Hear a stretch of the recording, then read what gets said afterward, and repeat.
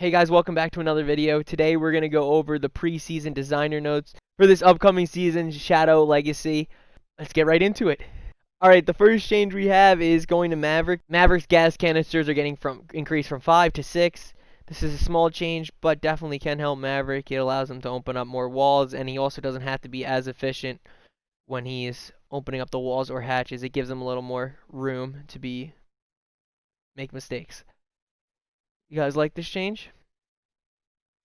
Yeah, I feel like it's good. It Solid. It helps people that aren't the best in Maverick and efficient, and it's more forgiving, the gadget. Yeah, they're trying to give him more overall utility, which is good. Alright, next up we got Lana. Lana has the ability, while she's in her hologram mode, to now use the pinging 2.0 system. So we'll quickly tell you what the pinging 2.0 system is. Alright, so basically what they did is they changed how pings work.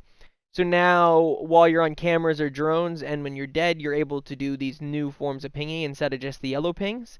Well, first they took those yellow pings and they're all assigned to a number depending on what person you are. So it's easier to communicate to your teammates of which ping you're talking about. As well as you can ping a person's primary gadget and the gadget will come up in a little symbol. When using controller, the default ping input has been switched with swap fire mode input. So now pinging on controller is up Oh on the yeah, D-pad instead. At first I read that that's a and lot. I thought it meant swapping weapons, so swapping. I think that I think it's more preference based, but if you hadn't, Yeah, you could change it already with the Elite controller, so it really didn't matter, but it's I something don't know. to. I just feel like it's a naturally easier, the ping. Next up, we probably have the biggest change, and this is going to be the Thatcher. I would kind of call it a rework because he changes a lot. So right now, EMPs are kind of inconsistent. Some gadgets get destroyed while others get disabled. So what they did instead is now Thatcher's EMP will disable everything, and it will disable them for 15 seconds now. Normally the things that got disabled used to be 10 seconds, but you can also pick up the gadgets that are disabled and place them back down, and they're not disabled anymore.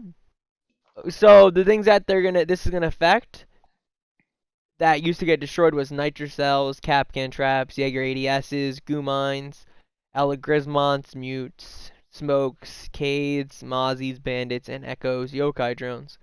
So then they have a couple notes here. One note they have here is if you Thatcher a goo mine, it will lose its cloaking effect, which I think is pretty smart. And it doesn't get triggered when you step on it either, so that's pretty cool. So now when a yokai drone also gets EMP'd, it will no longer regain its charge for its sonic blast, which I think makes sense because it was a little weird how you would gain charge while the drone wasn't even able to be controlled when it was disabled before.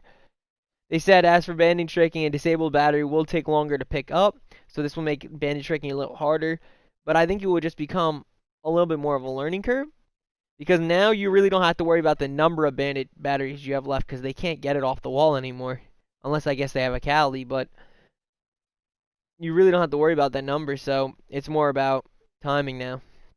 So, I like it. It's something you just have to learn. And the last thing they said here is IQ will be able to tell which electronic gadgets are disabled and which ones aren't. The next thing we're going to talk about is the new weapon sights they came out with.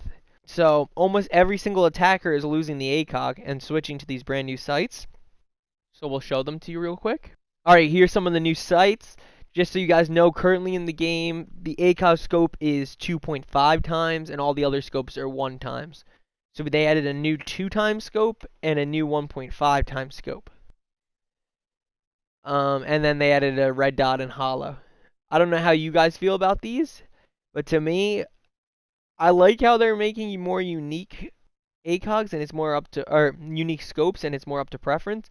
But some of these rectacles I really don't like here. Yeah, let me Yeah. see. I don't mind it. I personally don't mind it. To me, that scope 2.0 is just so big. That covers up so much. I think that's way Like worse it, than the ACOG. Like, the ACOG's a little thin line that comes straight up. This is just, And at that 1.5 one, I like that circle. It's okay, but you have that line and then the circle around the little dot. If it was just the dot, it would be good. I mean, again, these are interesting changes, but I don't know why you still don't have the ability to change your own reticle. Yeah, but I don't That's know. something I just don't understand. I'm just interested to see all the operators that lose ACOG if they're going to get both these new 1.5 times and these 2 times zoom scopes. Because if they don't, and they only have one-time zoom scopes. It's going to be very interesting to see how it affects them. And I'm also curious to see how many people use these new ones. I Yeah, don't agree with the reticles, but I personally like the ACOG way more than both of these. no, I feel like Hollow is just out of place. This holographic up here? Yes. Yeah, I like the current holographic better than this one. I don't know. But I mean, this red dot one might be okay. But it kind of does look similar to the red dot that's already in the game. Yeah. Now, the next thing they're adding is a new heart-breaching gadget. This is a secondary gadget, and it's getting added to a good amount of different attackers. So first off, they're adding it to Montaigne, and he's losing his stun grenades, which most people don't even use stuns on Montaigne, so that's pretty interesting that they're gonna add that. And I could see people using that on him. Next, they're adding it to Ying, and she's losing breach charges. Once again, that's probably our least picked secondary gadget, so makes sense there. Fuse is losing smoke grenades for this. That's interesting. Gives Fuse That's yeah. gives Fuse more. I mean, it puts him more in a different role. But I could see that. I could see that. You can get a little bit more value. Fink gets to loses breach charges for it. Amaro loses Claymore for it, Nock loses breach charges for it, and Capital loses stun grenades for it, which I think is the most interesting one, and Lion loses Claymores for it. So the one thing I notice first off is majority of these people that are on here are lower picked operators. So it kind of Yes, makes so sense, give it to the lower tier operators so they have more value. And it's also the operators that don't bring a lot of utility. But the ones that I stand out that are picked that it's getting added to would be Capital, Montaigne, and even Yang. Those three I think will be the interesting ones. Teams that play very that well with the Montaigne, I think he will. I think this could be good for him. I mean, mostly you want Montaigne for smoke, so if you have someone else that could do smokes, then it would be good. But like Capital, he's still got the smokes and he'll have this. That's why I think he's gonna be interesting. He could do so much when he has this. also for Ying, it's replacing her breach charges, right? Yeah. Yeah, so now she can fulfill the role as like a pseudo hard breacher along with being a smoker if need be. Well, she. So she's gonna become a lot more versatile now. So those are the three that are most interesting to me. I don't know if it will make much impact on Fuse, Finka, Amaru, Nock, and Lion. Maybe. I doubt it, but only time can tell, right? The next change we have coming up is they're making a slight change to how reinforced hatches work. So what it's doing instead is there's a total health pool of 1 million health for it. And it still takes the exact same amount for every hard breach gadget individually to destroy it. But they gave every hard breach gadget a certain value on damage. So you could combine the two together. So this doesn't make a big impact, but it could make an impact if you didn't want to waste both your Selmas on a hatch. You could only throw one and let Maverick finish up the rest and not waste all of his torch on the hatch. So small situations like that, it could help out, but it's not really that big of a change. All right, now we're going to talk about the new features and new operator they're adding into the game. So first up, the new operator, his name is Zero, and he has a new assault rifle, the SC3000K. Kind of looks like an F2000, but it has the exact same damage and fire rate as Aces and Fuse AK-12. So it's going to be a good gun. It does have a little bit smaller kick, but I do think its recoil, from what I've seen, is easier to control. So I think that will be very, very good.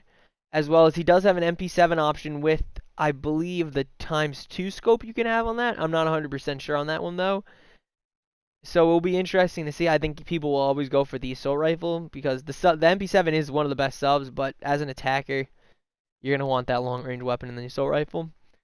And then he has a frag grenade and claymore. I think frag grenade most people are going to go for because it has a lot of kill potential and it can combo well with his gadget. He's a 2-speed, 2 armor. So his new gadget, he gets a pistol that can shoot 4 drones out of it. He can shoot into a wall, floor, or ceiling. And then it's stuck where it is in place. It also has 1 taser shot in it. And you could flip between both sides of the wall so you can see both sides. But if Zero is the only one who could end up doing this, and if he dies, no one else can flip the cameras, but you can still watch on his drone. You just can't flip from side to side.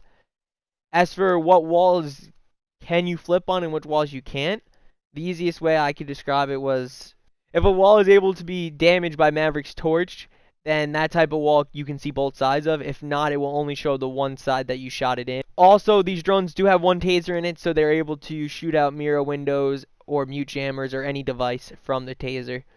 So one thing I think will be very interesting with this is you can use it in combination with this frags. If you go below or above the objective, mostly below, I guess in this case, you can shoot a drone up into the ceiling, see everyone on the floor above you, and then throw a frag right underneath them. But I think he will be. I think he can be very. He has very high potential. I think he will just be very hard to get the value out of him. But I think you guys got to make sure if you're playing him that you want to get use out of all 4 of his drones every single round. The last thing I would say about him is his drones can be used to burn ADSs. So if you have really no more uses for his drones and you want to throw a frag into the objective and there's an ADS there, you can just use your drone twice, burn the ADS to throw your frag.